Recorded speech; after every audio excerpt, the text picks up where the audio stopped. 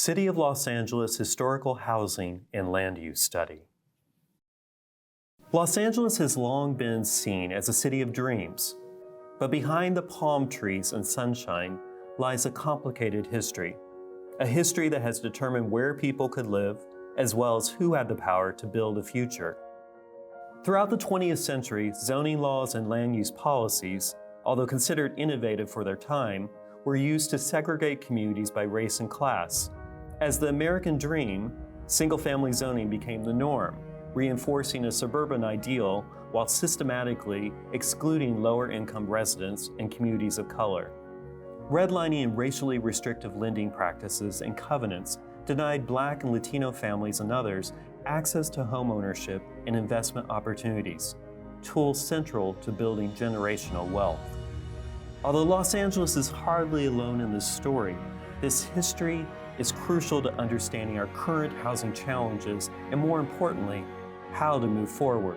My name is Alicia Paluchek, and I'm a Senior Associate Architectural Historian and Preservation Planner at Architectural Resources Group. So Los Angeles in the 1920s was growing incredibly fast, and city leaders had to figure out a way to guide the city's development. The way that they wanted to guide that development was ultimately influenced by then prevailing ideas about race and class. Unfortunately, the ways in which they did that and the policies they put in place were also influenced by ideas of race and class at the time. Certain types of development, for example, were equated with working class people, with people of color, and therefore seen as undesirable, something that should be relegated only to certain parts of the city.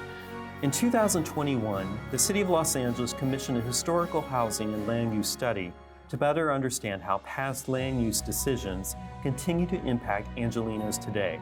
Though policies shifted towards desegregation in the 1960s and beyond, the legacy of exclusion remained. Low-density zoning and homeowner opposition continued to limit access to affordable housing.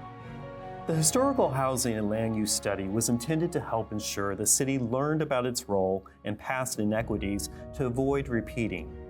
By documenting how past zoning and land use policies contributed to segregation and displacement, the study highlights both the challenges and resilience of communities of color in their fight for equitable housing. One of the biggest challenges we ran into was writing a document about a city the size and scale of Los Angeles. There were so many factors at work and so many constituents that influenced housing policy over the course of the 20th century.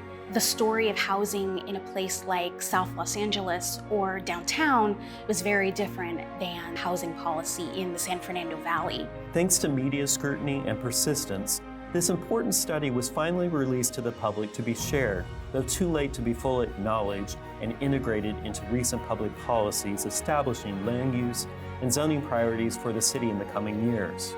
The study offers a foundational understanding of how land use decisions shaped our city's present-day housing issues. It is intended as a tool for reflection and also for informing future planning efforts by understanding how we got here. One of my hopes for the housing study is that it educates the public as well as those shaping the history of housing policy, where we've been, how far we've come, and I hope it helps to continue to move the needle forward in addressing housing equity in the city of Los Angeles.